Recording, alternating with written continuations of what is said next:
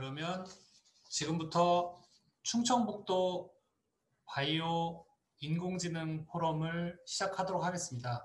아마도 오늘은 유튜브로 또 중계가 되다 보니까 또 많은 분들은 또 유튜브로 시청을 하고 계시다고 들었습니다.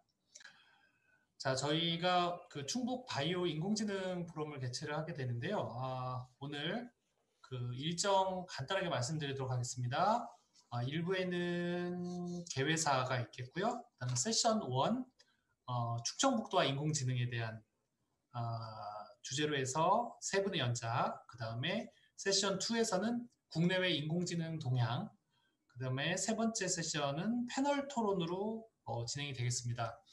저희가 따로 온라인이다 보니까 따로 휴식 시간을 배정을 안 했습니다. 이 점을 좀 고려를 좀 해주시면 좋겠고요. 오늘 이 행사는 충청북도와 오송바이오진흥재단이 주최를 하고 충북대학교 약학대학, 그 다음에 주식회사 아크릴이 주관하는 행사가 되겠습니다. 자, 그러면 오늘 행사를 주관하시는 주식회사 아크릴의 박외진 대표님을 모셔서 개회사를 듣도록 하겠습니다. 환영해 주십시오. 예, 안녕하십니까. 주식회사 아크릴의 대표를 맡고 있는 박외진입니다. 먼저 그 충청북도 바이오 인공지능 포럼 2020 행사의 시작을 알리는 말씀을 드리게 된 것이 이제 무한한 영광으로 생각됩니다.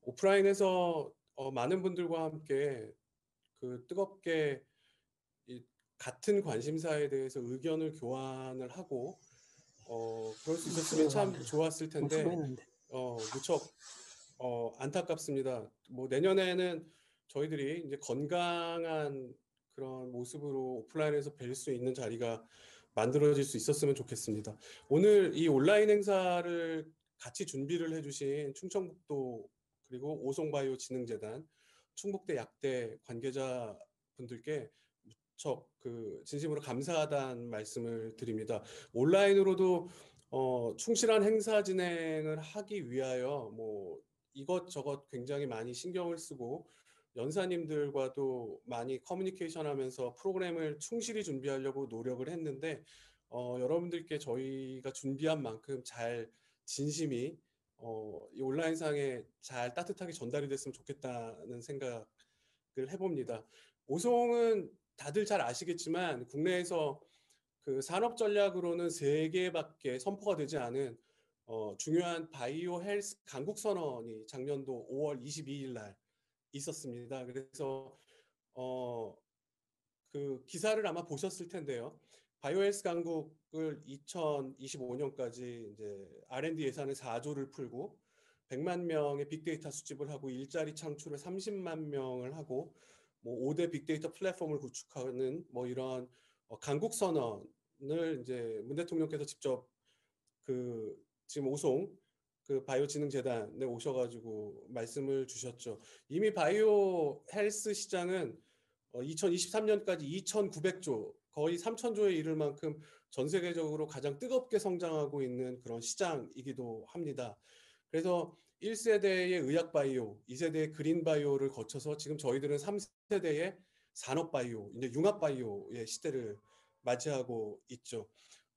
이런 바이오 산업은 충청북도에서 가장 잘 할 수 있다는 것이 많은 정책들의 검토와 그리고 실제적으로 바이오 클러스터 지원 그리고 다양한 혁신 산업들이 시행이 되면서 이미 국내 또는 이제 국외에 많이 알려져 가고 있습니다.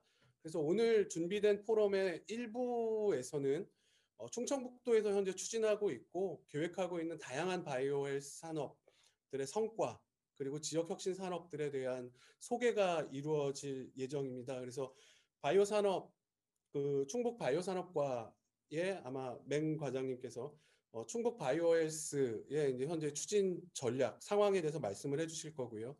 그리고 충대 약대 학장으로 계시는 홍진태 학장님께서 지금 현재 바이오 헬스 관련돼서 열심히 활기차게 수행하고 계시는 지역 혁신 사업 RIS에 대한 소개를 해주실 예정이십니다. 그리고 바이오 헬스 산업 내에서도 크게 이제 주목받고 있는 바이오 인포머틱스, NGS와 관련된 지노믹스 이런 것들에 대한 설명과 이제 소개를 해주시기 위하여 특별히 오늘 하버드 아동병원의 이은정 교수님께서 온라인으로 이제 참여를 해주실 거고요.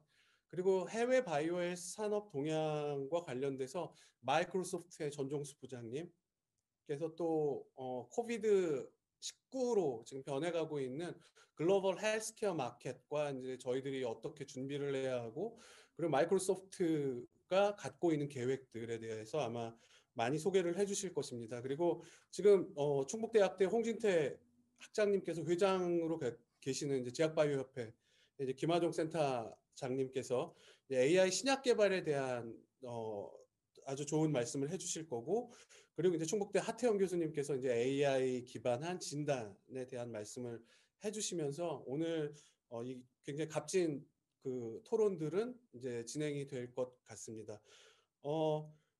이제 그 2018년에 이제 5조 3천억에 불과했던 그 바이오 산업이 지금 계속 증가하고 있습니다.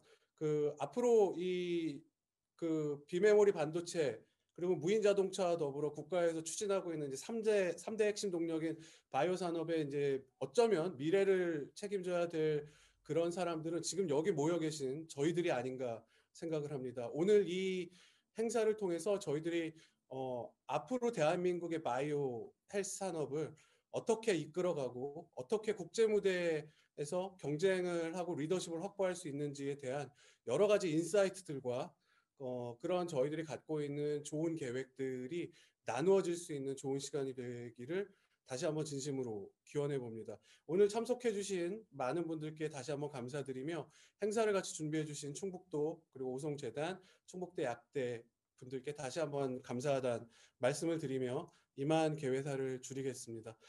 감사합니다. 오늘 그 첫 번째 발표를 맡으신 맹은영 충청북도 바이오 산업과장님께서 간단한 인사 말씀과 함께 충청북도 바이오 인공지능 추진 방향에 대해서 발표를 해주시겠습니다. 박수로 환영해 주십시오. 안녕하세요. 바이오산업과장 맹은영이라고 합니다. 우선은 어떻게 보면은 저희가 이번 행사에 대한 얘기를 하기 전에 좀 간단하게 좀 얘기를 하자면 올해 되게 시간이 금방 갔던 것 같습니다. 다른 해보다도 확실히 더 빨리 지나간 한 해였는데요. 올해를 넘겨서 지금 현재는 내년에 대한 계획을 세워야 할 때이다 보니까 저 같은 경우는 그 주변에 저희 아는 분들은 막 이렇게 사주팔자를 본다던가 타로점을 본다던가 되게 내년에 대해서 어떻게 보면 어떤 걸 해야 될지 어떻게 내가 뭐를 해야 될지에 대한 방향을 잡고 그런 것들 보러 다니시는데 제가 최근에 저희가 친한 분이 한번 저한테 생년월일을 물어보시더라고요. 그러면서 핸드폰을 꺼내들면서 어플에 그걸 입력하시더니 뭔가 저한테 보여주시는 게 되게 알 수 없는 암호들을 보여주시는 거예요.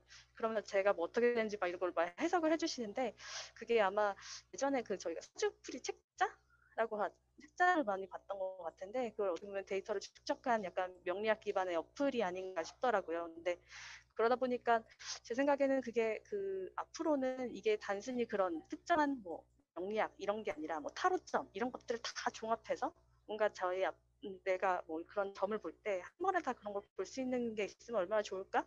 약간 그런 어떻게 보면 어처구니 없을 수 있는 그런 생각이 들더라고요. 어떻게 보면 이런 식으로 뭔가 데이터에 대한 축적, 뭐 인공지능 이런 것들이 우리의 좀 생활에 좀 많이 들어와 있다라고 생각이 드는데 예를 들어서 뭐 제품이나 저희가 뭐 영상 같은 걸 추천을 받는다던가 아니면 뭐 심리치료를 인공지능으로 하는 경우들도 있다고 하더라고요. 이런 식으로 좀 생각보다 현실에서 구현되는 인공지능에 대한 범위들이 많이 늘어나고 있는데 과연 산업적 측면에서는 지금 현재는 어떨까로 봤을 때는 올 한 해 제가 느꼈던 거는 굉장한 장밋빛 미래에 대한 그런 그림들이 많이 나왔던 것 같습니다. 뭐 바이오 산업에서도 마찬가지고 어느 산업에서든 다 비슷했던 것 같은데요. 근데 그게 실제로 잘 구현이 돼서 뭔가 산업적인 측면에서 제대로 현실화되었느냐라고 봤을 때는 아직은 조금 좀 더 많은 노력이 필요하지 않을까 하는 생각은 듭니다.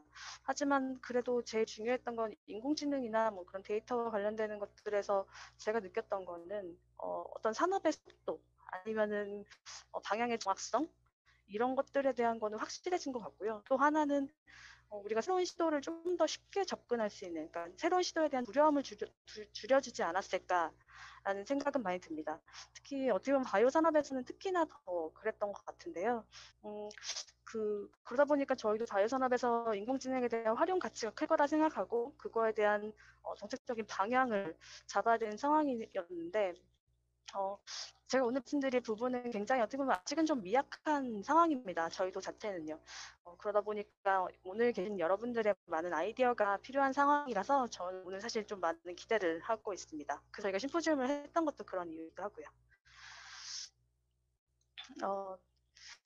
시작하기에 앞서 좀 저도 이 인공지능과 관련되는 것들 좀 자료를 찾다 보니까 좀 재밌는 실험을 하나 봤었는데요. 아마 많은 분들이 이미 알고 계시는 내용일 것 같긴 합니다. 네.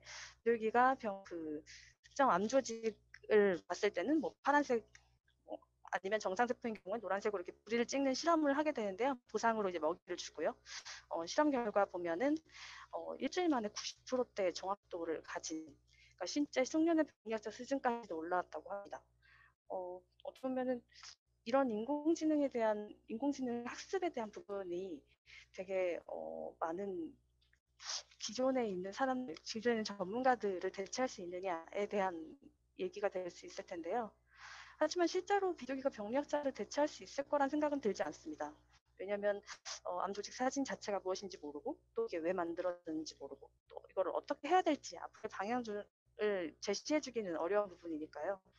어떻게 보면은 기존까지는 단순한 반복을 통해서 그냥 학습과 진단, 정도까지가 기본적인 방향론이지 않았을까 하는데요. 앞으로는 이거에 대해서 좀 더 방향이 좀 바뀌어야 되지 않을까라는 생각을 하고 있습니다. 특히 저희가 봤을 때도 마찬가지고요. 그래서 제가 생각하는 인공지능 바이오 쪽에서의 방향은 결국은 잘 아는 사람들이 제대로 만들어서 적극적으로 활용해야 한다.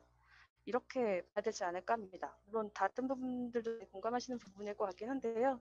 그러다 보니까 저희가 준비해야 될 부분이 정말 그냥 데이터를 축적한다가 중요한 게 아니라 좀 유효하고 방대한 양질의 데이터를 수집하는 부분, 그리고 또 이 빅데이터를 수집하는 첫 단계부터 그걸 활용하는 데까지에 필요한 그런 전문 인력을 양성하는 것.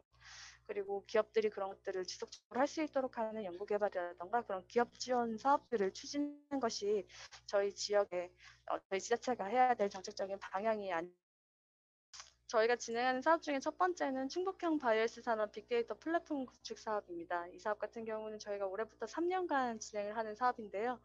기존의 빅데이터 사업들이 대부분 데이터를 쌓는 데에 집중을 했다고 하면 저희는 이제 기업들이 필요로 하는 데이터를 빨리 쌓아서 제공해 준다라는 구조로 지금 추진을 하고 있습니다. 그래서 수요자 맞춤형 데이터 수집 제공 시스템을 만들고 거기에 개인 동의나 블록체인 기반으로 관리를 하고요. 그리고 이것들은 지금 현재는 충북대 병원하고 진행하고 있습니다만 단순히 병원 한 군데만 하려고 하는 건 아니고요. 여러 다른 병원들이나 아니면 기관들이 같이 참여를 해서 좀 더 큰 범위로 활용을 하고자 합니다. 그래서 저희가 지금 올해랑 내년 같은 경우는 시스템을 구축하는 데 집중을 하고요. 그다음에 22년도에는 실제 이제 오픈을 해서 좀 더 본격적으로 빅데이터를 운영하는 작업을 진행하려고 합니다.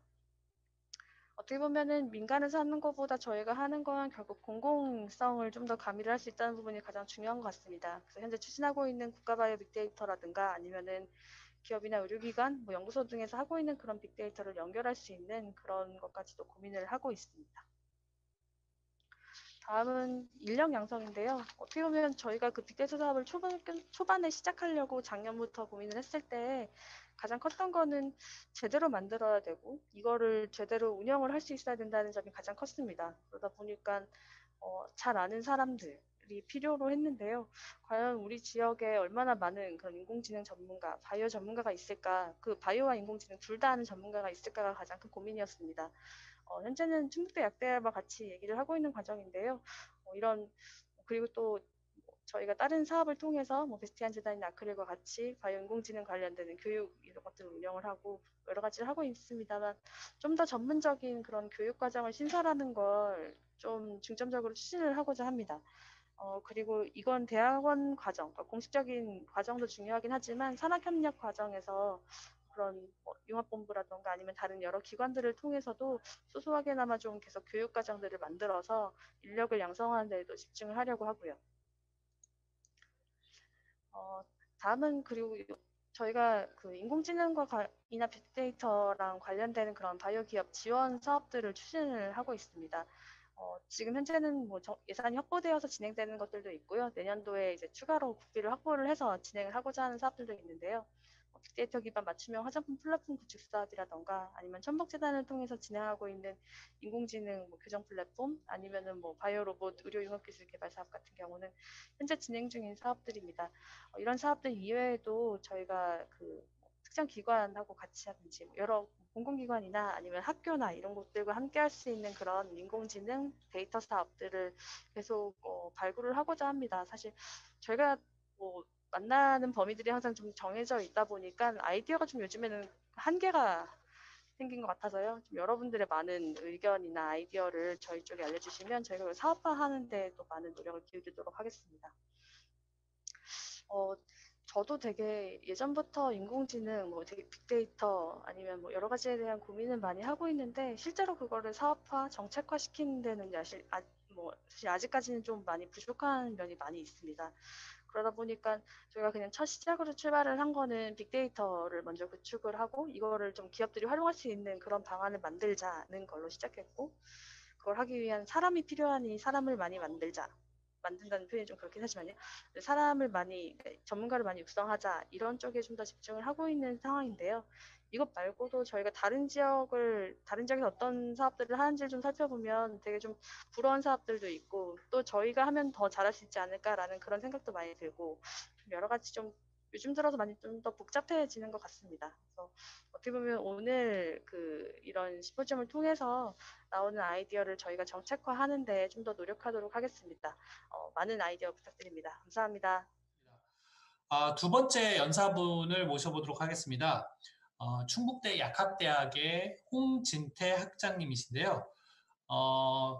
바이오 산업을 중심으로 한 지역 발전과 RIS 사업 소개. 네, 이 사업 규모가 어마어마합니다. 2천억 규모가 되는 사업을 충북도에 유치를 하셔가지고 지금 충북대의 혁신 기관들, 대학들과 함께 충북의 바이오 산업이 이렇게 한 단계 더 성장할 수 있도록 많은 노력을 해주시고 계십니다.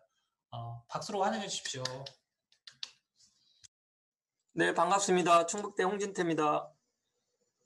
먼저 오늘 화상으로나마 심포지움을 하게 돼서 다행이라는 생각이 들고요. 준비하신 분들 고생 많으셨습니다. 저도 지금 어제부터 준비를 하느라 고생했는데요. 제 화면은 좀 다르죠? 나눠주신 그거 말고 우리가 자작 따로 만들었어요. 이렇게 화면에 충청북도 바이오 인공지능 포럼 2020 과장님 이거 없으시잖아요. 그죠? 이게 바로 인공지능입니다. 이렇게 만들었어요. 저는 직접적으로 인공지능에 대한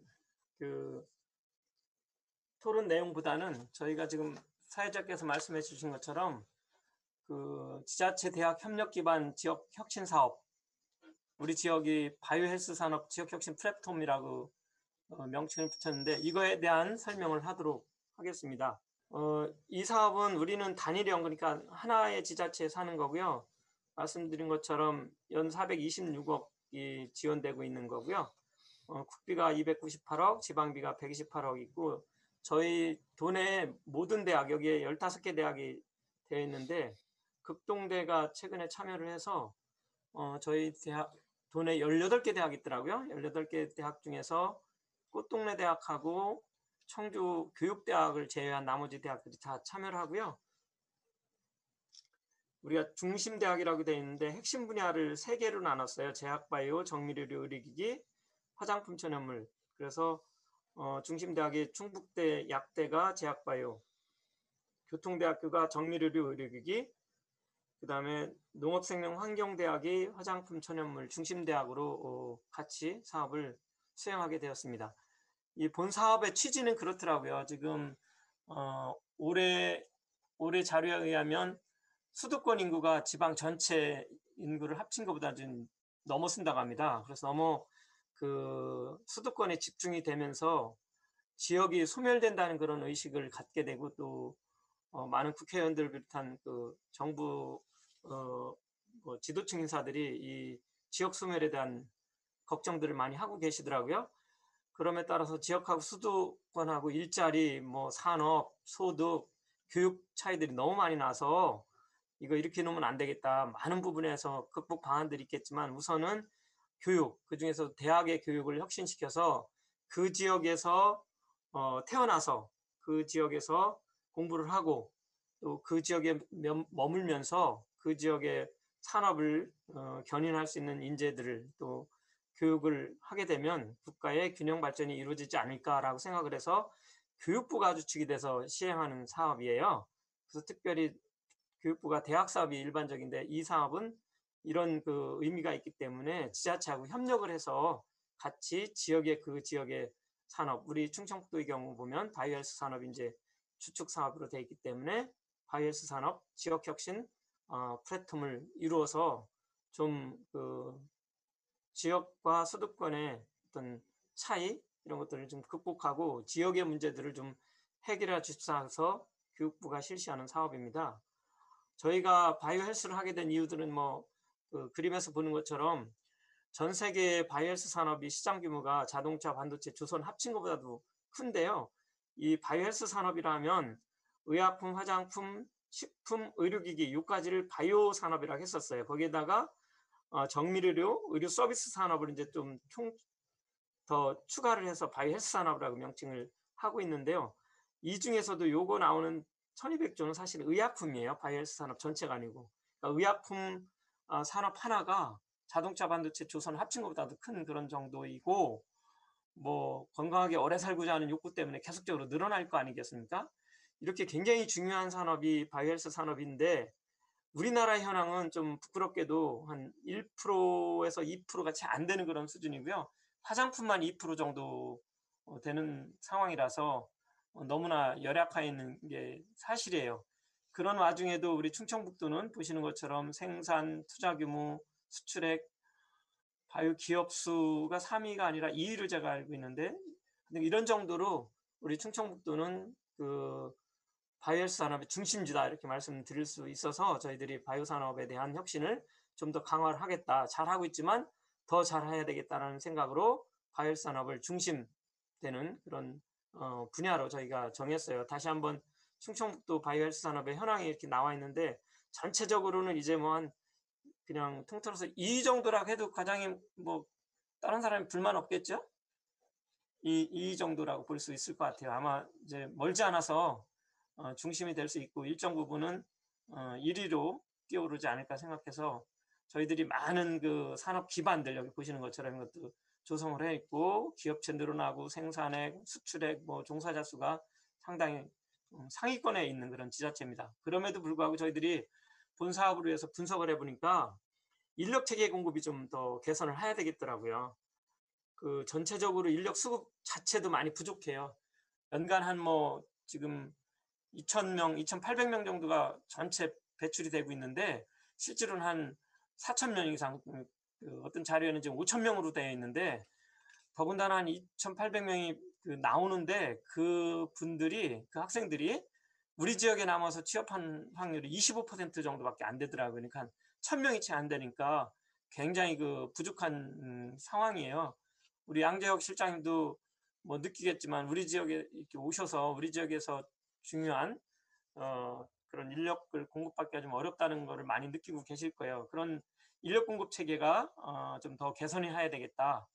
그 중에서도 전문 인력들, 연구 인력들이 너무나 부족하고 그러다 보니까 그 전문 연구 인력들이 가지고 있는 핵심 기술들이 또한 또 부족한 거예요. 그리고 우리 지역이 많은 바이오 관련된 국책기관들, 또 바이오 인프라들, 또 심지어는 대학도 와 있고 병원, 또 굉장한 기업들이 많이 유치가 되고 있고 유치되어 있는데 서로 간에 사실 옆에서 뭐 하고 있는지를 모른다. 그래서 우리가 개방형으로 산학 네트워킹을 좀 활성화하는 그런 사업들을 해야 되겠다라고 해서 저희들이 바이오헬스 산업 지역 플랫폼을 그냥 가칭 영어로 바이오프라이드라고 얘기를 했고요. 그 분야를 3개, 핵심 분야, 제약바이오, 정밀의료, 의료기기, 화장품, 천연물로 나누고 그 안에 교육 분야에 대한 혁신, 산업 기술에 대한 혁신, 네트워킹 혁신을 이루어서 우리가 좀 더 발전할 수 있는, 그래서 세계적인 바이오 산업, 바이오 헬스 산업의 허브 충청북도를 만들어 보겠다라는 그런 사업 추진 배경을 가지고 본 사업을 시행하고 있습니다. 사업 추진 전략을 보시면 아까 얘기한 바이오프라이드라고 명칭한 건 이거는 대학 간의 역할도 분담을 하고 학교마다 좀 수준도 다르고 그러니까 그게 이제 수직, 수평 또 교육 간의 연계, 융합 이런 것도 좀 하고 그다음에 거기에 필요한 제도, 그다음에 교육 공동체 구축 이런 것들을 지자체와 혁신기관이라고 하게 되는데 혁신기관은 우리 지역에 들어온 많은 연구기관들을 우리가 혁신기관이라고 명칭을 하고 있어요. 그래서 지자체, 혁신기관, 대학, 기업이 유기적으로 연계해서 하여튼 협력 플랫폼을 만들어 보자라고 해서 이름을 이렇게 그럴싸하게 줬습니다. 이거는 우리 교육혁신본부를 담당하는 본부장이신 이길재 교수님이 명명을 잘 해주셨어요. 그래서 바이오 프라이드, 그래서 프라이드를 가지고 사업을 하도록 그렇게 하고 있고요. 진행을 하고 있습니다. 이런 그 거버넌스, 교육기관, 또 R&D 할 수 있는 혁신기관들, 그걸 통한 네트워크, 교육 그 공동체를 우리 플랫폼 체계도를 구성을 해서 저희들이 이런 대학 교육 혁신을 통해서 글로벌 바이오 헬스 허브를 담당할 충북을 완성하겠다. 그래서 저희들이 세 개 분야에 대해서 핵심 분야 3개 분야에 대해서 교육, 산업기술, 개방형 네트워킹을 혁신한다는 3대 혁신 전략을 가지고 본 사업을 추진을 하고 있습니다. 그래서 기왕에 저희들이 사실은 충청북도에서 이미 이렇게 지역별로 서남권, 북부권, 동남권에서 그 각자의 그 지역들이 있고 거기에 더 많은 전략 사업들을 이렇게 나눠서 그동안에 권역별로 바이오헬스 산업 클러스터를 구축해서 사업을 잘 하고 계셨었어요. 거기에 이제 저희들이 이번 사업을 통해서 많은 그 혁신기관들, 그 공공기관에서는 인허가 교육정보, 기업지원기관에서는 핵심기술과 연구, 그다음에 연구지원기관들은 핵심기술하고 정보 네트워킹을 총망라해서 서로 연계하고 활용해서 본 사업을 추진한다는 그런 전략을 가지고 사업을 추진하고 있습니다. 그래서 궁극적으로는 저희들이 기업에 필요한 인력들을 좀 더 공급하겠다는 게 이제 기본적인 목표인데 분야별로 현장 실무 인력을 연간 한 200명 이상은 좀 더 배출했으면 좋겠다. 그렇게 해도 5년 지나면 1000명 더 늘어나는데 수요는 또 더 많을 거 아니에요. 그때 가면 더 부족하다고도 할 것 같은데 우리가 이거 목표보다는 더 사실은 더 많이 해야 되는데 어떤 그 최소한으로 현장 실무인 200명 연간 그리고 전문 인력들은 한 80명 정도를 늘리고 뭐 기술 이전이나 논문, 특허 이런 것들은 전체적으로 한 10%를 좀 증가를 시키고 기업별로는 에로기술, 핵심기술 이런 구축들, 그다음에 플랫폼 구축들을 이런 정도로 좀 해서 지금 저희가 핵심 전략으로 세웠던 이런 전략들을 통해서 궁극적으로 저희들이 시장 점유율을 전국 대비 지금 한 20% 내외 정도 될 거로 알고 있는데요. 이거를 한 35%, 30년에 한 40%, 그러니까 한 30%는 최소한 넘을 것 같아요. 그 25년도, 또 30년도 되면 35% 정도, 40% 이렇게 좀 높이고 다른 그 혁신 기술들을 여기는 좀 뭐 수치로 나서는 어려우실 텐데 하여튼 잠시 후에 더 설명을 하겠지만 좀 획기적으로 좀 높여보자 이런 그 정량적인 목표를 가지고 본 사업을 실행하고 있습니다.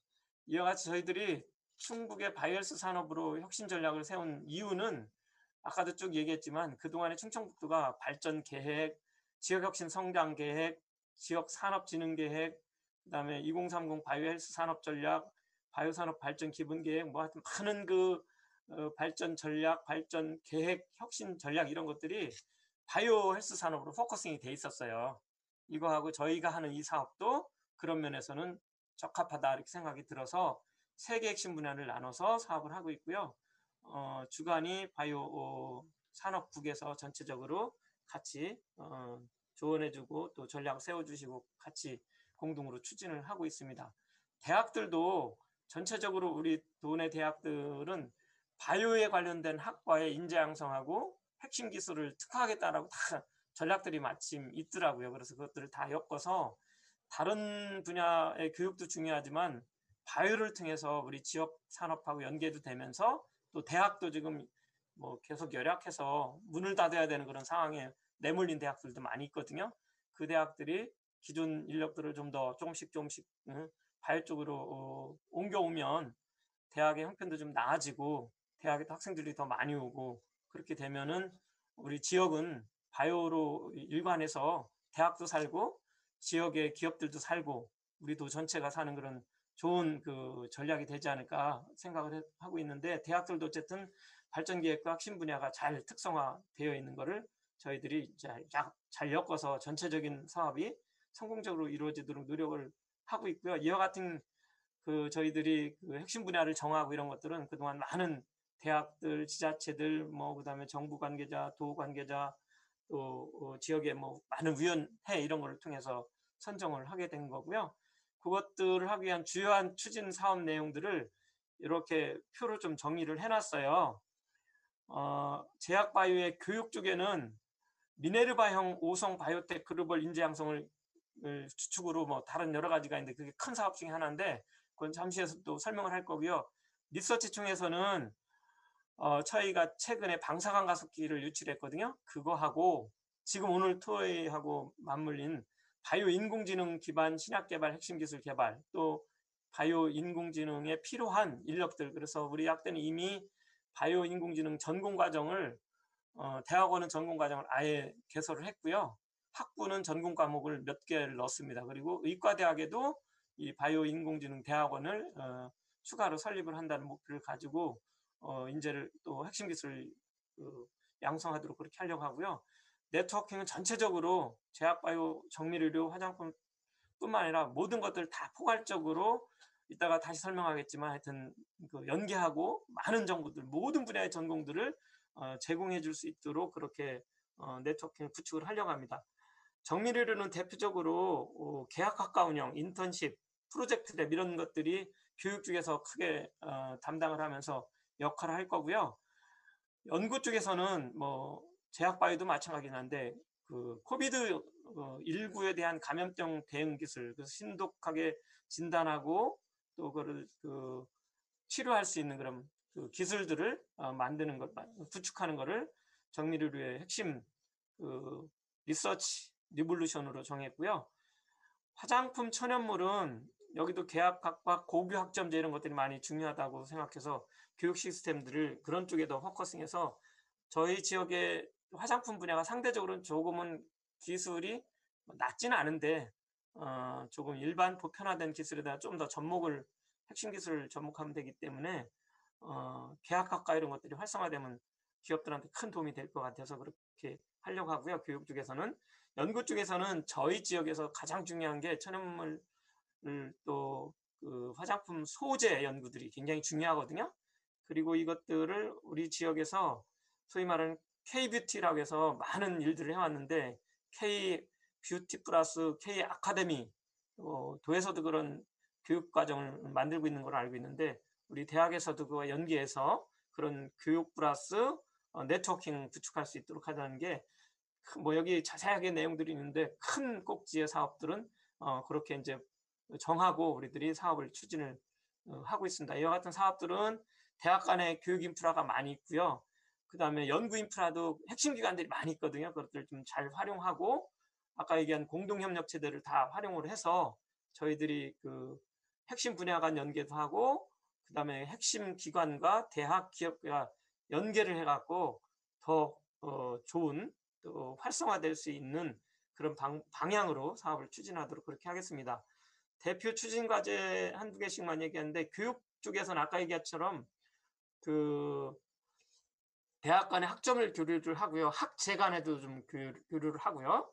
내용이 조금 다른데 이 대학 간은 하여튼 참여하는 대학 간의 학점 교류를 한다는 거고 학제 간은 석박사 연계 또 학석사 연계 4년제, 2년제 연계 이런 것들의 연계 시스템을 구축한다는 거고요. 학문 영역 간 연계, 바이오가 뭐 바이오 헬스 산업만 가지면 안 되니까 경영, 뭐 법학, 심리학, 교육학 이런 거하고 연계하는 그런 프로그램을 만드는데 저희들이 그 오송 바이오텍이라고 같이 명칭을 붙여서 보로니아 프로세스를 하려고 합니다. 공유 대학 시스템을 만들려고 그래요. 그거는 뭐냐면 대학이 많은 차이가 보이고 있어요. 그리고 작은 대학들은 바이오헬스 산업의 그 규모에 비해서 필요한 인력, 교수 인력이 되겠죠. 이게 비해서 교수진들이 좀 부족한 게 현실이거든요. 그러다 보니까 학생들한테 어떤 교육의 그 질이라든지 양이 부족하기 때문에 저희들 나름대로 지금 비대면 수업이 이제 많이 활성화되니까 이런 것들을 이용해서 저 먼 곳에 좀 부족한 대학들이 저희 이 오송 청주 중심의 많은 그 교육 인프라가 있는 대학 플러스 뭐 유수한 세계적인 대학이나 국내 유수한 대학들의 교육 프로그램들을 좀 저희들이 같이 공유를 해서 상향 평준화를 좀 해보겠다라는 게 오송 바이오텍의 밑그림입니다. 그래서 이거는 뭐 새로운 뭐 시설 이런 게 아니라 조그만한 그 시설에 조그만한 행정 정도 그 사무실 공간을 가지고 교육은 비대면으로 하고 다만 이제 그 현장 실습이나 또는 실무 실습 같은 경우는 오송을 중심으로 해서 저희들이 여기 안에 많은 실무 실습실을 차려 놓을 거예요. 제약바이오 공장이라든지 화장품 GMP 시설이라든지 의료기기 시제품 생산센터라든지 이런 걸 통해서 현장 학습, 실무 실습 이런 것들을 좀 이제 지역별로 거점 지역에다 마련해서 핵심 분야 지역에 마련해서 실무 교육을 해주면 이론 교육과 실무 교육이 상당히 상향적으로 평준화가 되겠다. 그리고 교육부가 그걸 또 원하고 있고요. 그래서 공유대학 시스템을 해서 예를 들면 A라는 대학이 조금 잘 안 알려져 있고 뭐 교육 수준이 좀 낮다고 우리가 일반적으로 생각한 대학이 그 학생이 거기에 졸업이기도 하지만 오송바이오텍의 졸업생이기도 하게 되면 와 오송바이오텍은 이렇게 좋은 교육 인프라와 이렇게 좋은 실습 인프라가 있는 대학이 나왔어? 상당히 다시 보지 않을까? 이런 생각을 갖지 않을까라고 해서 그런 그 공유형 대학 프로그램을 우리가 운영을 하려고 지금 준비를 하고 있습니다. 그게 제일 큰 그 대표적인 아젠다라고 볼 수 있고요. 그 과정들의 설명이 여기에 되어 있는 거고요. 그래서 한 1, 2학년 또는 3학년 초기까지는 자기가 들어온 대학에서 하고 나머지 과정은 많은 부분을 공유대학 시스템을 밟아서 상향 평준화를 좀 시켜보려고 한다는 게 목표라고 생각을 하고 그렇게 되면 그 대학들의 대학원이 없는 대학들이 많거든요. 돈에. 그럼 오송바이오텍을 통해서 대학원도 오고 그러니까 석박사를 할 수 있는 그런 터전도 이제 될 수 있지 않을까 생각을 해서 이 제도를 궁극적으로 할 거고 여기 교과 과정도 쭉 이렇게 정리를 해놨습니다. 그렇게 하게 되면 저희들이 아까 1년에 200명 정도 추가 실무 인재를 양성을 해준다고 했는데 그것뿐만 아니라 지금 한 학생들 2,800명 중에서도 한 900명 정도 이상이 훨씬 더 좋은 교육을 받을 수 있는 현장 실무 인력 양성이 되지 않을까 그렇게 보고요. 전체적으로 그림에 있는 것처럼 재학생 수도 지금 9,000명 정도 되는데 한 10,000명 정도로 1,000명 정도로 더 늘릴 수 있을 것 같고요. 그 석박사급도 지금 한 800명에서 한 1,200명 정도는 늘릴 수 있을 것 같고 글로벌 인재도 한 130명으로 50명 수준에서 이렇게 늘려가려고 생각을 하고 있고 그런 목표를 가지고 사업을 하고 있습니다. 다 이것들이 기업, 대학, 혁신기관과 연계해서 사업을 추진하겠다. 그래서 대학에 있는 교수들만 이 교수 자격을 갖는 게 아니라 기업이나 혁신기관에 있는 분들도 교육에 참여를 할 수 있도록 그렇게 하겠습니다. 그 다음에 두 번째 R&D 쪽에는 저희들이 산학융합 R&D라고 해서 그거를 한 3가지 목표로 나눴어요. 하나는 기본적으로 기업들이 필요로 한 애로 기술을 해결해 주겠다. 그래서 산학융합 R&D를 해주겠다는 거예요. 뭐 여기 제약바이오에 구체적인 예도 있는데 기본적으로 제형이라든지 제재라든지 뭐 이런 것들 불순물 관리 기술 이런 것들이 잘 안 되거든요. 기업들이 그런 것들을 우리가 가지고 있는 대학이 가지고 있는 기술로 해결해 주는 그런 사업들을 해서 기업의 애로 기술을 해결해서 상품화를 좀 촉진시키면서 그때 이제 학생들이 현장 실무를 같이 연계해서 하도록 그게 이제 산학융합 R&D 애로 기술 해결형 R&D가 되겠고요. 두 번째는 지역사회에 문제가 되고 있는 그런 해결형 기술 개발이 되겠습니다. 우리 지역에 가장 문제가 되고 있는 게 최근에는 뭐 우리 지역뿐만이 아닌데 우리는 사실은 감염병 우리가 먼저 생각을 했던 거예요. 이렇게 더 문제가 될지 몰랐는데 어쨌든 감염병, 미세먼지, 그다음에 또 모르지 앞으로 어떤 것들이 나왔을 때 신속하게 우리 대학의 연구 역량을 늘려가지고 유연성 있게 좀 대비를 하고 그것들을 그 기업들한테 제공해서 그것들을 해결할 수 있는 상품화, 사업화를 유도도 하고 빠르게 대응하자 그런 목표를 가지고 지역사회 문제 해결형 기술 개발할 거고요.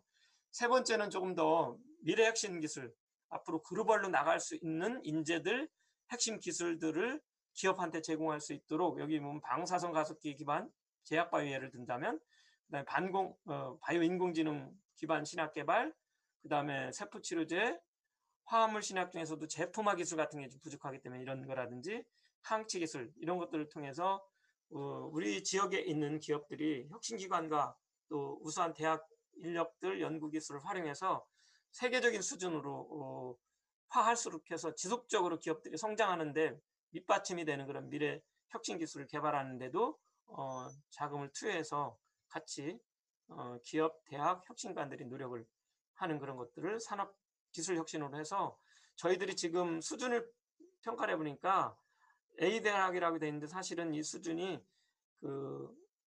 소위 저희들이 알고 있는 4개 대학 평균치예요. 그러냐 A대학이라고 했습니다. 거기에 보면 저희들이 재학과가 한 70%밖에 안 되더라고요.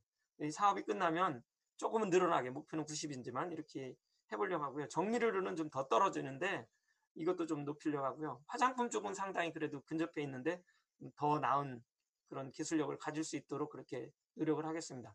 마지막으로 플랫폼 구축인데요. 지금까지 저희들이 많은 정보나 인프라 구축 인력들이 많이 있었는데 좀 파편적으로 있었어요. 이거를 원스텝 플랫폼으로 하겠다. 그래서 최종적으로는 그 산학연병관이 체계적인 협력 시스템을 통해서 교육 기업들의 뭐 생산력, 그다음에 혁신 기술들이 가지고 있는 능력들을 좀 이렇게 잘 교류할 수 있도록 그래서 그 산업 현장에 하여튼 뿌려질 수 있도록 하겠다라는 게 목표고요.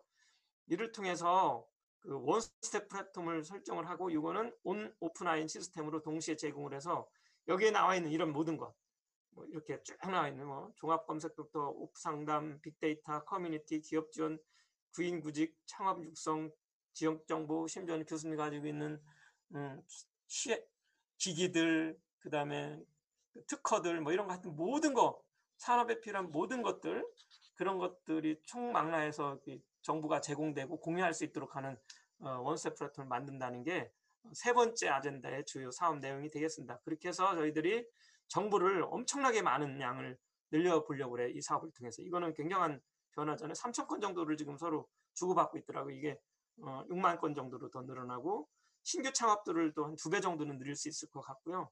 생산액 대비를 하면 지금 한 11조 우리 충청도가 하는데 15조 정도 늘어나는데 이 원스텝 플랫폼이 큰 기여를 할 수 있지 않을까 해서 목표를 크게 잡아놨습니다. 이런 거를 잘 해서 저희들이 이 교육뿐만 아니라 교육이 산업과 연계된 교육, 뭐 지자체하고 혁신기관들하고 공유되는 그리고 그것들이 교육 시스템이 대학뿐만 아니라 고등학교까지 연결될 수 있도록 그래서 교육청하고 고교 학점제 이런 걸 또 많이 지금 추진하고 있어요. 이렇게 해서 하여튼 여기 우리 대한민국 혁신 성장의 새로운 그 성장 동력인 그 바이오헬스 산업이 충북으로부터 시작돼서 충북에서 완성되고 충북은 이 속에서 가장 잘 사는 마을로 성장할 수 있을 거라고 생각을 들어서 저희들의 사업을 열심히 하도록 할 테니까요. 많은 연자분들 또 오늘 방송으로 듣는 뭐라고 해야 되나 시청자 하여튼 참여자들이 많이 도와주시고 격려해 주시면 감사하겠습니다. 네, 학장님 잘 들었습니다. 예. 요 안에 숨어 있는 과제들에서도 인공지능에 관련된 것들, 바이오 인공지능과는 관련된 과제들 많이 좀 선정해 주셨으면 좋겠습니다. 네, 그거는 교회에서도 네. 바라는 바라서. 네네네. 예, 많이 하여튼 거의 대부분이 바이오 인공하고 연결이 많이 될 것 같아요. 네, 알겠습니다. 감사합니다. 네, 감사합니다. 네. 자, 세 번째 연자를 모셔볼게요. 주식회사 아크릴의 고의열 이사님이십니다. 이사님. 네, 안녕하세요.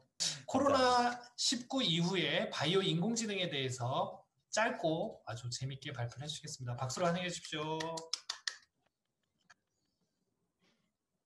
예, 화면 보이시나요? 네. 예, 알겠습니다. 그럼 발표 시작하도록 하겠습니다. 예, 우선 저는 아크릴의 고이열 이사라고 하고요. 예, 우선 오늘 발표는 이제 코로나19 이후에 이제 바이오 인공지능 등에 대해서 짧게 말씀을 드리도록 하겠습니다.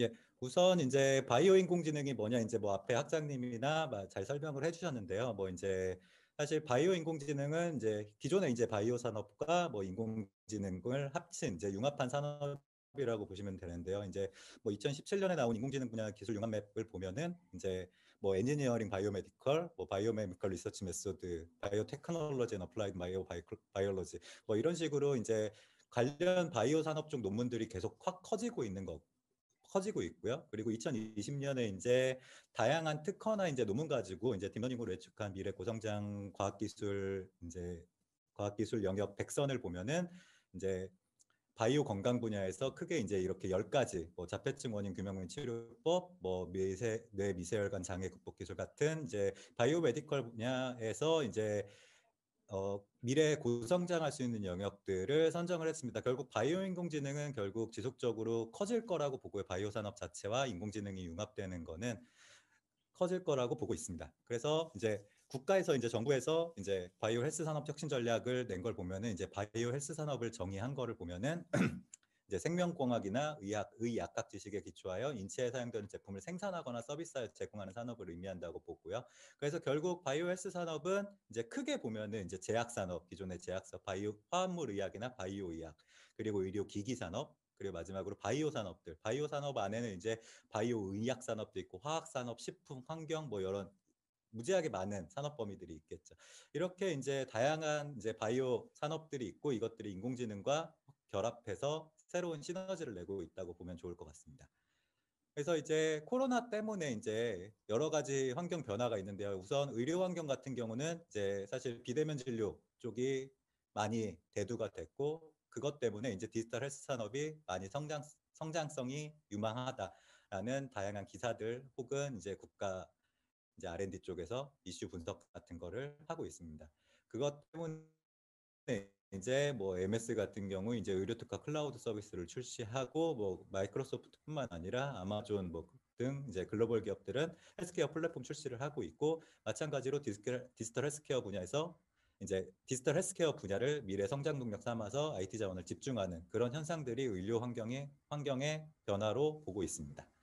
다음으로 이제 산업 환경 쪽을 보면은 사실 의료 앞에 부분은 의료 부분이고 이제 산업 환경 쪽을 보면은 기존에 이제 뭐 신약 후보 물질을 개발할 때 전통적인 신약 개발 방법에서는 보통 이제 평균 15년이 소요된다고 예상하고 있으며 뭐 신약 후보를 5,000개에서 1만여 개를 뽑아도 그중에 달랑 한 개만이 최종 신약 개발에 성공하는 그런 상황을 보이고 있습니다. 전통적으로는. 그래서 이런 데 인공지능을 도입함으로써 이제 기간이나 병원의 감소를 이룰 수 있게 될 거고요. 마찬가지로 최근에 이제 뭐 코로나 때문에도 그렇지만 사실 메르스 때부터 이제 국가적으로 감염병 예후 예측에 대한 이제 감염병에 대한 대응 체계에 대한 R&D를 시작을 했는데요. 메르스 이후에 그 나온 걸 보면은 뭐 예측 예방부터 긴급 운영 대응, 감염 확산 방지, 치료 간호시설 연구 개발을 위해서 뭐 이제 긴급 운영 대응 같은 경우에 AI 기반 자동 진단을 할 수 있는 그리고 치료 간호 지원을 통해서 AI 기반 신약 연구 등 그리고 AI 기반 백신 연구 같은 인공지능이 이제 실제 감염병 예후 예측이나 제약, 신약 후보 물질을 판단하는데 많은 도움을 줄 수 있다라고 생각을 하고 있다고 보시면 좋을 것 같습니다. 그래서 시장 규모도 사실 폭발적으로 증가할 거라고 예측하고 있고요. 사실 2024년에 이제 뭐 키움증권이나 TM캐피털, 신테카바이오 쪽에서 이제 예상한 글로벌 시장 규모를 보면은 이제 진단 쪽, 지능형 진단 쪽이 약 40억 달러, 그리고 신약 개발 쪽이 40억 달러, 그리고 나머지 기타 뭐 이제 의료기기나 이런 기타 산업들에서도 20억 달러 이상으로 글로벌 시장 규모가 성장할 거라고 예상을 하고 있는 상태입니다. 그래서 일단 코비드-19 이후에 이제 전반적으로 시장이 성장했다는 걸 볼 수 있는데요. 이제 20년 3, 4월 기준으로 전년 대비해서 한국의 진단기미 수출 규모가 3배 이상 급증을 했고요. 건강기능식품 판매량도 20% 이상 증가를 했습니다. 또한 이제 국내 IT 기업에서 헬스케어 사업 강화를 해서 뭐 삼성 SDIS나 SK CNC, LG CNS 같은 국내 대기업들도 다양한 헬스케어 사업들을 진행을 하고 있고요. 마지막으로 이제 의료 서비스도 원격 의료 서비스 기업이 성장하고 있습니다. 이제 뭐 원격 재활 서비스 기업인 네오팩트 영업이익이 225% 증가하고 원격 진료 회사인 텔라닥 헬스가 주가가 99.8% 증가하는, 결국 계속 헬스케어 시장, 뭐 바이오 인공지능 시장은 지속적으로 코로나 때문에 좀 더 폭발적으로 성장을 하고 있다고 볼 수 있겠습니다.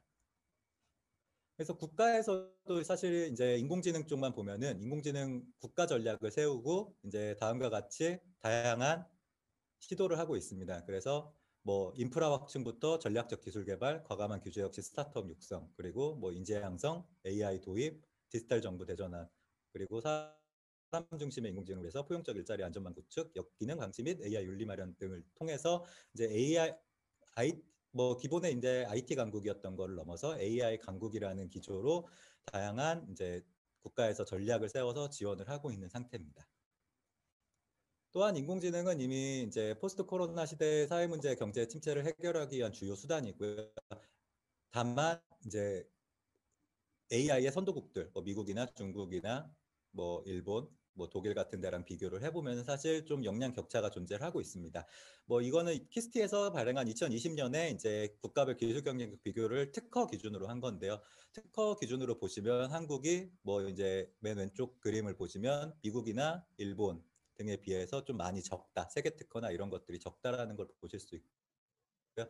맨 오른쪽 그래프를 보더라도 이제 지식 확산 지수가 한국은 좀 많이 약한, 한국을 기준으로 이제 좀 시장 확산 지수나 뭐 지식 확산 지수가 좀 약하다고 볼 수 있습니다. 그리고 2011년부터 2018년까지 이제 인공지능 쪽 특허 관련해서 보더라도 사실 한국은 사실 좀 주춤하고 있는 상태라고 보시면 좋을 것 같습니다. 그래서 이런 역량 격차가 분명히 존재를 하고요. 그래서 이거를 극복하기 위해서 정부에서는 이제 차세대 AI 원천 기술 확보 계획을 수립하여 진행을 하고 있고요. 뭐 이제 다양한 지능 복잡도, 상황 변화 학습 방식 같은 거에 대해서 as is 딥러닝에서 이제 포스트 딥러닝으로 넘어가서 지능 복합도 같은 경우는 복합 지능 등을 이제 멀티모달 방식으로 지능을 만드는 거를 진행을 하고 있고요. 뭐 이제 학습 방식 같은 경우는 이제 지도 학습에서 준지도나 비지도 학습으로 이제 넘어가는 그런 전략들을 세우고 있습니다. 그래서 차세대 인공지능은 이제 결국 인공지능 기술이 헬스케어 분야의 확산을 위해서 다양한 고려가 하고 있는데, 사실 헬스케어 분야, 바이오 분야에 확산을 하기 위해서 기술적 고려 사항들만 해도 진단의 정확성 위에 많은 것들이 산적돼 있습니다. 예를 들어 이제 통제 가능성도 문제가 될 수 있고, 사실 공정성 같은 것도 크게 문제가 될 수 있습니다. 그리고 데이터 양이 적은 데이터 가지고 어떻게 이거를 해야 되나, 이런 식으로 이제 차세대 인공지능은 사실 기술적으로도 많이 풀어야 되는 이슈들이 존재를 합니다. 이제 그러면 포스트 코로나 시대에서 이제 산업에서 인공지능이 어떻게 활용되고 있는지 좀 예를 들어보면은, 결국 이제 진단기기나 이제 의료기기 신약 개발 쪽에서 어떻게 사용되고 있나의 예를 좀 찾아본 건데요. 이제 진단기기 같은 경우 시젠 그 기업에서는 이제 2주 만에 코로나19 바이러스 진단키트를 개발을 했고요. 인공지능을 활용해서. 의료기기 같은 경우에서도 뷰노나 루니, JLK 인스펙션 같은 경우는 이제 화상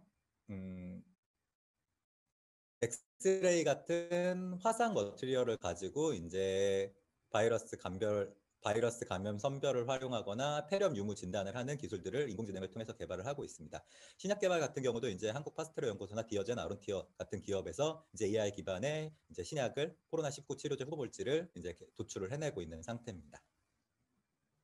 그리고 정부에서도 이제 다양한 인공지능 기술을 바이오 산업에 접목하는 거를 지원을 하고 있고 장려를 하고 있다고 보시면 될 것 같습니다. 그래서 AI 기반 실시간 질병 진단 기술이나 실시간 생체 정보 측정 분석 기술들, 다양한 이제 산업들을 정부 산업으로 육성을 하고 있다라고 보시면 좋을 것 같습니다. 그래서 결국 바이오 인공지능은 포스트 코로나 시대 이후에 바이오 인공지능은 결국 이제 세 가지 정도로 생각을 할 수 있을 것 같은데요. 이제 타 산업 간의 융합과 동일 산업 내의 공유, 그리고 산업 구성원 간의 기회, 세 가지로 이제 볼 수 있을 것 같습니다. 사실 이거는 바이오 인공지능뿐만 아니라 인공지능과 타 산업의 융합 시에 이제 벌어질 일이라고 보는데, 이 부분을 바이오 인공지능에 맞춰서 좀 말씀을 드리겠습니다. 우선 이제 바이오 인공지능의 미래 융합 부분에서는 다양한 이제 사실 바이오 인공지능에서 사용할 수 있는 데이터들이 많죠. 임상 데이터나 유전체 데이터, 청구 데이터, 뭐 연구 데이터, 환자 생성 데이터, 사회 인자 데이터, 뭐 이런 것들을 데이터를 모아서 표준화하고 멀티모달 데이터 처리를 통해서 이제 뭐 다양한 인공지능 신약 개발이나 인공지능 의사를 만드는 데 사용을 할 수 있을 거라 볼 수 있습니다. 결국 이거는 기존에 따로따로 만들어져 있던 데이터들을 융합해서 새로운 산업 혹은 새로운 분야를 개척해낼 수 있다라고 보시면 좋을 것 같습니다. 두 번째로 공유는 이제 내가 아픈 사람은 그 사람, 내가 아픈 부분은 다른 사람, 그 사람도 아픈 가능성이 있다라는 높은 가능성이 있는 거고요. 따라서 데이터를 가지고 AI 기술을 개발을 하면 이걸 가지고 이제 산업군에서는 뭐 생명사 A사에서 예를 들어 생명보험사 진흥형 불안전 판매 검증을 했다면 같은 데이터를 가지고 B사에서도 손해보험사 민원 가능성 인식을 할 수 있게 되고 같은 데이터로 C사에서 손해보험사 인수심사 자동화 같은 걸 할 수 있다. 결국 데이터를 공유함으로써 다양한 산업군에 이제 연결이 되고 다양한 산업군에 이제 AI가 발전될 수 있다라고 보시면 좋을 것 같습니다. 마지막으로 기회 같은 경우는 이제 뭐 지금도 올해 나온 이제 니아 이제 데이터 구축 사업 때문에 다양한 이제 데이터 어노테이터라는 데이터 가공이나 태깅하고 라벨링하는 전문가들이 나오고 있는데요.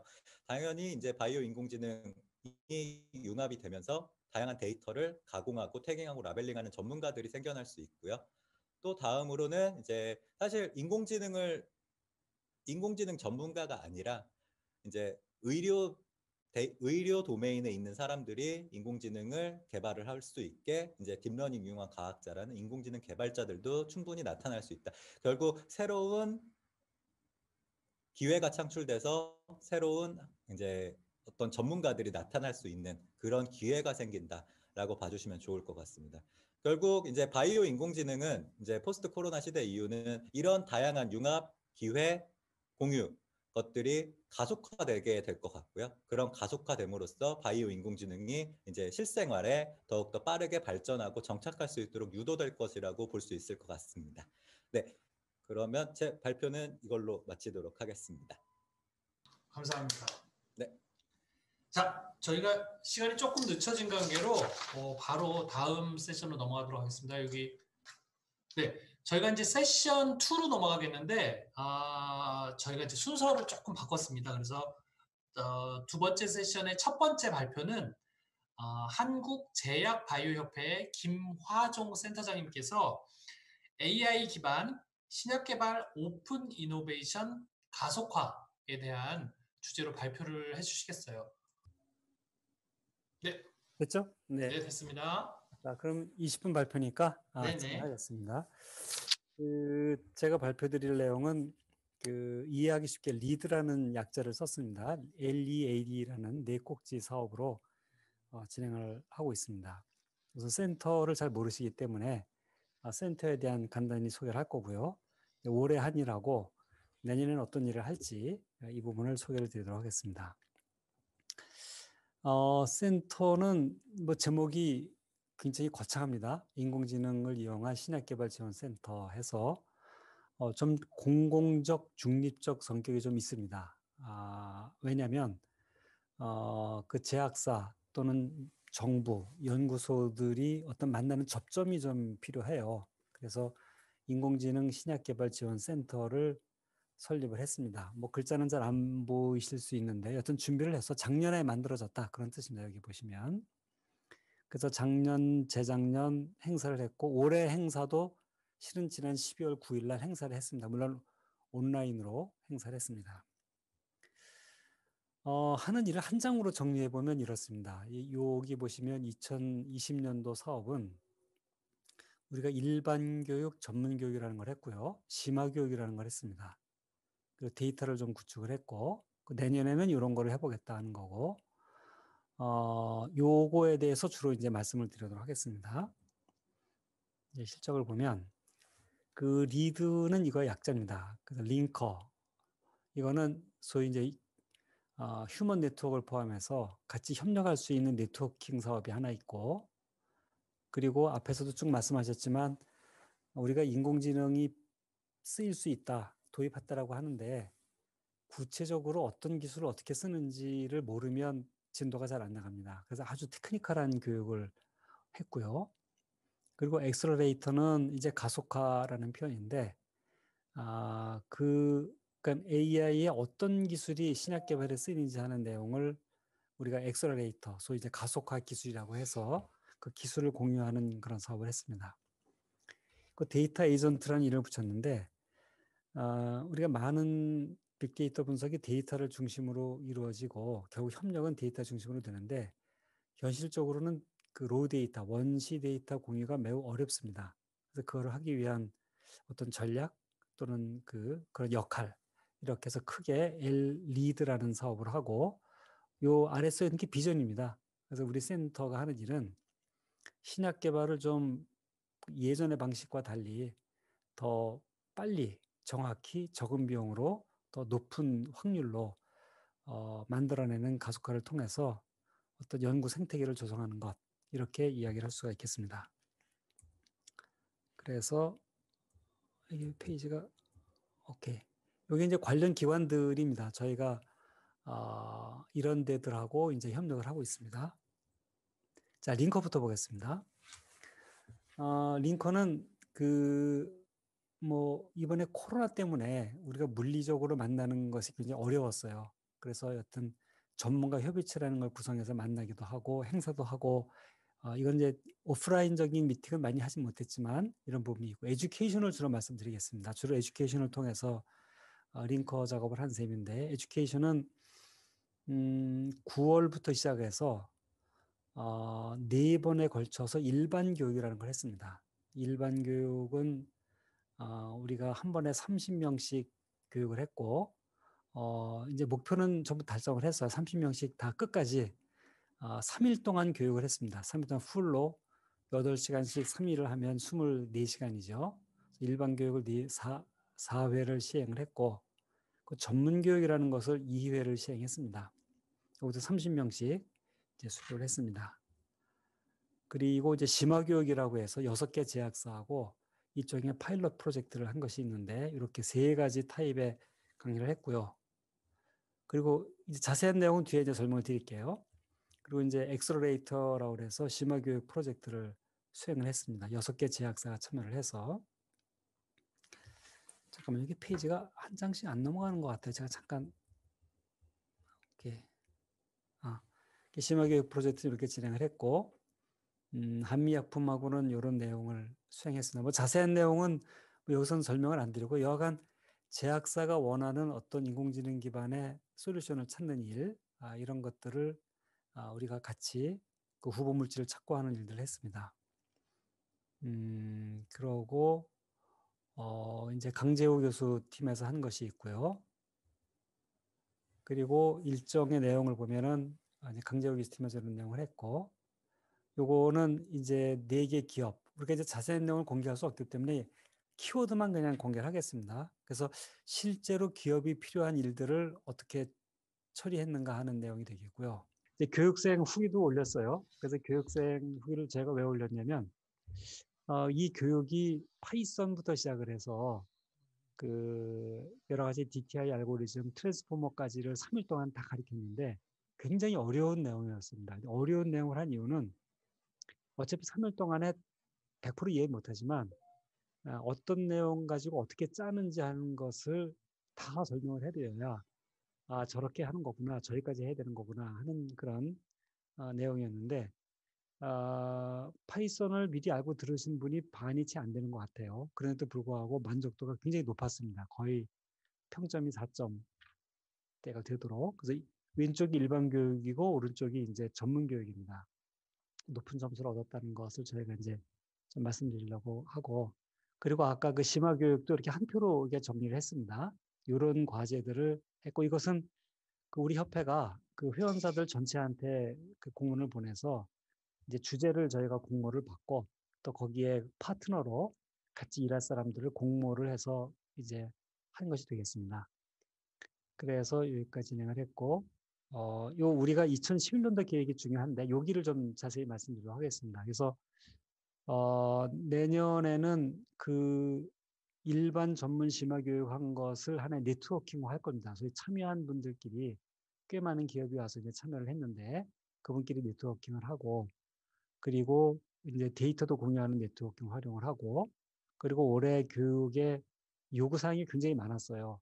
그래서 그런 걸 다 반영을 해서 내년에는 인원도 좀 늘리고 이렇게 진행하려고 하고 또 올해는 원래 우리가 목표가 4개 팀을 하는 거였는데 6개 팀을 했어요. 왜냐하면 하도 신청자가 많아서 내년에는 그걸 좀 확대를 하려고 합니다. 그래서 거기에는 문제를 풀어달라고 요구하는 기업이 있고 문제를 해결해 주겠다고 하는 기업이 있는데 그걸 이제 매칭하는 것 그걸 하도록 할 거고 또 우리 센터가 하는 사업 중에 그 데이터 중심 병원 사업이 있는데 그 데이터 중심 병원 사업이 그 병원에서 생산된 리얼월드 데이터를 어떻게 좀 활용할 수 있겠는가 하는 거죠. 굉장히 쉬운 일은 아닙니다.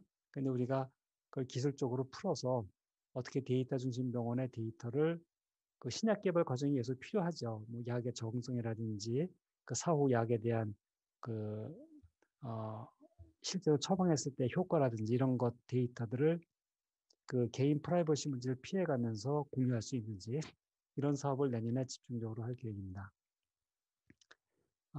그래서 이렇게 분야별로 해서 내년에는 이제 숫자를 좀 늘린다는 말씀이고, 그리고 이제 기술 어떤 컨설팅을 해달라는 요구가 많았어요. 왜냐면 우리가 원론적인 얘기는 많이 합니다. 이걸 해야 되겠다. 그리고 AI 테크놀로지도 많이 공개되어 있습니다. 우리가 뭐 텐서플로우를 포함해서 아주 그 많은 툴이 공개되어 있는데 그 사이가 빠져 있거든요. 우리가 이런 일 하려면 어떤 기술을 접목해서 누가 코딩을 해야 되고 어디까지 해야 되느냐 하는 것. 그래서 그런 것들을 자문이죠. 그러니까 자문이라고 표현하면 무슨 컨설팅 그런 거창한 게 아니고 그런 그 소위 무엇을 어떻게 하면 되는지 하는 것을 저희가 주로 자문 역할을 하려고 하고 그리고 데이터 공유에 대해서는 저희가 나름대로 어떤 그 방안을 왜냐면 우리가 법이나 제도로 데이터를 공개하세요, 표준화하세요라고 얘기하면 한다고 하지만 실제로 데이터를 공유하려면 걸리는 게 굉장히 많습니다. 그래서 그거를 기술적으로 풀어주지 않으면 아무리 좋은 뜻으로 공유하라고 해도 잘 안 됩니다. 그런 부분을 내년에 집중적으로 해결하려고 하고 뭐 가운데 약간의 그림이 있습니다. 저희 그림을 보면 그 데이터를 수집하는 부분이 있고 그중엔 공개된 데이터도 있고 병원이 갖고 있는 데이터, EMR 같은 것도 있고 제약사가 내부적으로 갖고 있는 데이터가 있고 오픈 데이터가 있습니다. 그럼 저희가 이런 내용들을 처리를 해서 사용하는 곳은 이쪽들이 됩니다. 데이터 중심 병원, 의료기관, 여러 기관들이 이 데이터를 다 필요로 합니다. 그래서 신약 개발을 하려면 좋은 타겟이라든지 주로 저분자 화합물을 우선 이제 해야 되니까 그 치료제 개발 또는 이제 이런 내용들을 그 중간 역할을 하는 것을 저희가 내년에 집중적으로 수행하려고 합니다. 자, 일단 발표는 제가 짧게 여기까지 말씀드렸고요. 슬라이드가 조금 중간에 엉켜서 좀 이제 좀 약간 혼란이 있었는데, 그래서 그 우리 센터의 사업 모델은 이 그림에 모든 내용이 다 들어가 있다고 보시고, 그런데 여기에 나와 있지 않은 내용은 우리가 처음으로 돌아가 보면 우리가 교육을 하는데 교육을 하는 이유는 어떤 게 있는지 알아야 그다음부터 진도가 나가거든요. 그래서 저희가 하는 교육은 이제 일반 교육이 아니고 실제로 기업이 신약 개발 과정에서 AI 기술을 쓰려면 이런 기술을 사용하면 됩니다라고 하는 굉장히 테크니컬한 교육을 합니다. 내년에도 여러분들 관심을 가지시고 그 모집 인원이 금방 찹니다. 그 이제 숫자 제한이 있기 때문에 내년에 곧 진행할 때 여러분 많이 참여해 주시면 감사하겠습니다.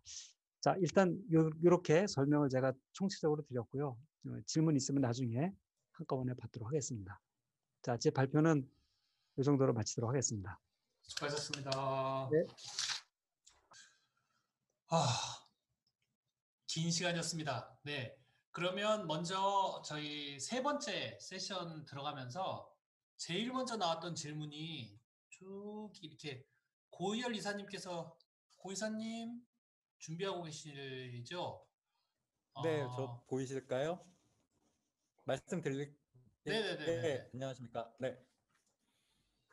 그 질문이 뭐였냐면 인공지능 기술은 다양한 분야에 적용되고 있습니다. 인공지능 기반 신약 개발 프로세스는 어떻게 이루어지는지 질문 드립니다. 사실 많은 방식이 있는데 있는데요. 최근에 이제 나온 거 예를 들면 잠깐 제가 화면 공유를 하나 하겠습니다. 예, 이게 이제 에이조스 바이오라는 회사에서 이제 신약 후보 물질을 이제 발견하기 위해서 인공지능을 사용한 사례인데요. 기본적으로 이제 뭐 이제 신약 후보 물질을 발견할 때와 이제 임상 실험 두 가지 쪽에서 이제 신약 개발할 때 인공지능이 쓰이고 있다고 보시면 좋을 것 같습니다. 그래서 우선 신약 후보 개발할 때는 이제 새로운 약물 후보군 기초 유효 물질에서 이제 새로운 약물 후보군을 인공지능이 여러 가지를 뽑아내서 그걸 가지고 이제 가상 화합물을 만들어 보고요.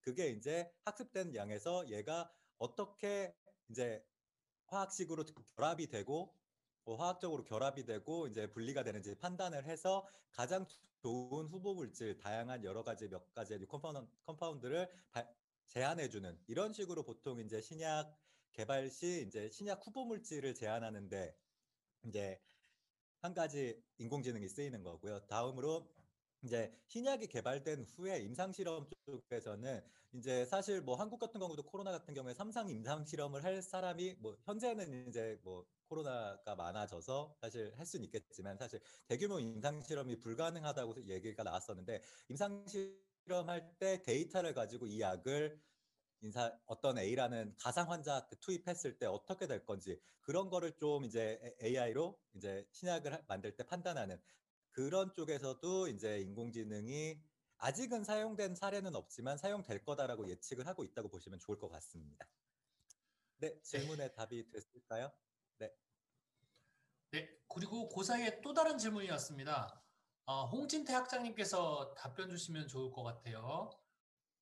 RIS 사업에서 첫 번째, 공동대학원이 진행된다면 학위는 어떻게 진행되는지 궁금하고요.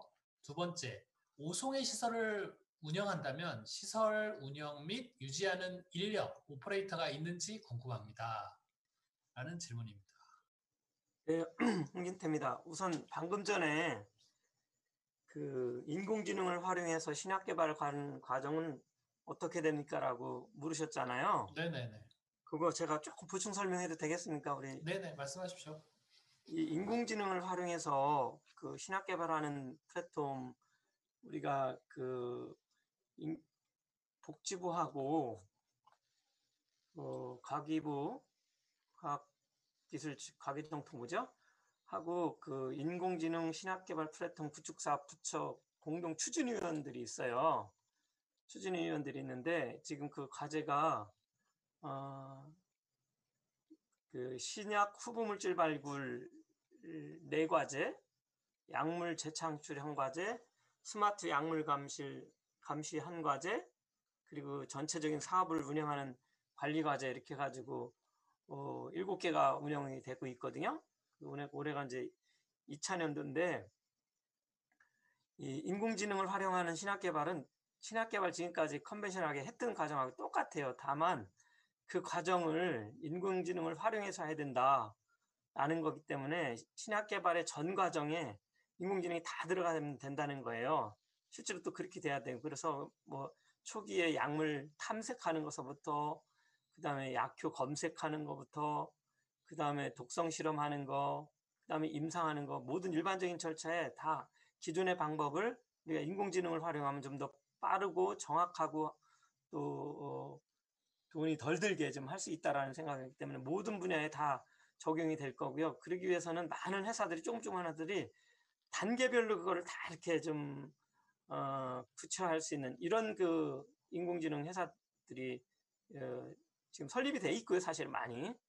그리고 어느 특정 분야 좀 어느 회사는 특정 분야를 더 잘하고 어느 회사는 또 어느 특정 분야에도 장점이 있고 이런 식으로 진행되고 있는 거라고 보충 설명을 하고 싶어요. 참조를 해주시고요. 그럼 두 번째 제한테 질문을 했다겠는데 우리 그 지역혁신 사업에서 대학원 과정을 어떻게 운영하냐 이렇게 물어보셨는데요. 현재는 이게 이제 공유대학 시스템으로 해서 교육부가 공유대학 체계로 많이 이렇게 좀 활성화하려고 노력을 많이 하더라고요. 그래서 올해도 지금 예산이 어느 정도 어느 정도 아니 꽤 많이 해가지고 그 분야별로 이제 인공지능 대학을 아니 저 공유대학을 만든다고 그렇게 하는데 우리는 아직은 그 기획 단계에 있고요. 실행은 대학을 먼저 공유대학 시스템으로 하고 그다음에 대학원을 해서 아까 그림에서 연차적으로 이렇게 한다고 얘기 드려서 조금은 시간이 걸릴 것 같고요. 다만 그 실습하는 그 공동 실습 그 할 수 있는 그러니까 현장 실습을 해주고 그다음에 그 인턴십 같은 걸 할 수 있는 이런 시스템들은 올해 그 제약바이오에는 제약바이오 공장을 작은 규모지만 그다음에 일부분이지만 우리 오송 우리 충북대 약대에다 구축을 하려고 지금 뭐 막 견적을 받고 뭐 그러는 상황이 있고요. 의료기기 쪽의 GMP 시설은 교통대 그리고 화장품은 서원대하고 충북대인데 장소는 충북대 쪽으로 이렇게 하는 거로 해서 그 실습 같은 거는 가능할 수 있는데 그것도 학부부터 먼저 진행이 될 거고요. 그런 다음에 이제 대학원에 들어가는 건데 조금은 시간이 걸릴 것 같고요. 공동학위를 하게 되면 아까 얘기한 것처럼 교육부가 생각하는 거예요. 아직 법규로 그 교육위원이신 서동용 의원이라는 분이 대표 발의를 해가지고 통과를 이번에 한 걸로 아는데 실행은 또 아무래도 교육부에서 뭐 여러 가지 시행 규칙이나 이런 걸 만들어 가야 되기 때문에 그거의 절차에 따라서 우리는 맞춰야 되는 그런 상황이라서 조금 시간은 걸릴 것 같아요. 그런 거를 오퍼레이션 하는 전문가들은 교수님이 계신 분들은 계신 대학들이 좀 해주기를 원하고요. 없는 분들은 외부의 전문가들을 뭐 시간 강사나 아니면은 우리 지금 오성에 있는 GMP 제약 GMP는 다양한 그 제약사에서 근무했던 분을 그 사업에 그냥 전담 요원이라고 할까 이런 식으로 해가지고 일정 부분의 페이를 주고 뭐 고용 강의한다는데 시간 강사도 아니고 그 실습만 전담할 수 있는 분 모셨어요. 그래서 그런 분들하고 우리 대학에 있는 교수님들하고 같이 협업을 해서 교육을 하게 되면 많은 도움이 줄 수 있을 것 같아서 어느 분인지 모르지만 더 구체적으로 좀 필요하시면 저한테 직접 전화를 주시거나 한번 근처에 있으면 찾아오면 더 상세하게 설명을 해드리겠습니다. 이상입니다.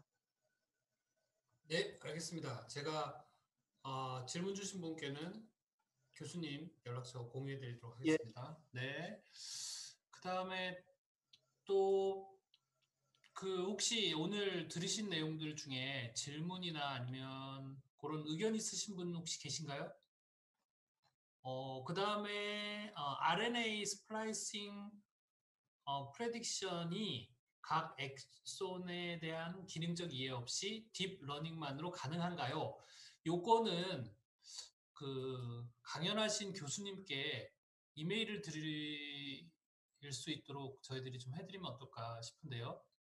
혹시 여기 계신 분 중에 요 답변이 되시는 분이 혹시 계신가요? 아, 네. 그러면 저희 질문 다시 한 번만 해줄래요? RNA 스플라이싱 프레딕션이 각 엑손에 대한 기능적인 이해 없이 딥러닝만으로 가능한지요?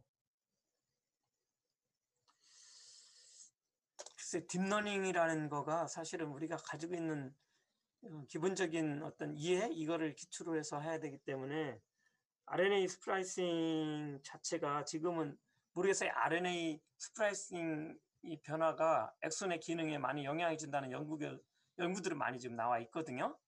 그것들을 이해하는 선에서 딥러닝을 해야 되기 때문에 딥러닝 가지고 RNA 스플라이싱의 엑손 기능을 이해할 수 있다. 이거는 아직은 좀 어렵다고 저는 생각이 드는데 제가 아는 상식에서는 그 정도 답변을 드릴 수 있을 것 같아요. 감사합니다. 충북 바이오 인공지능 포럼 2020은 저희가 시간이 6시 딱 맞춰서 끝내겠습니다. 근데 저희가 또 다른 행사로 또 찾아뵙도록 하겠습니다. 찾아주셔서 감사합니다. 감사합니다. 네.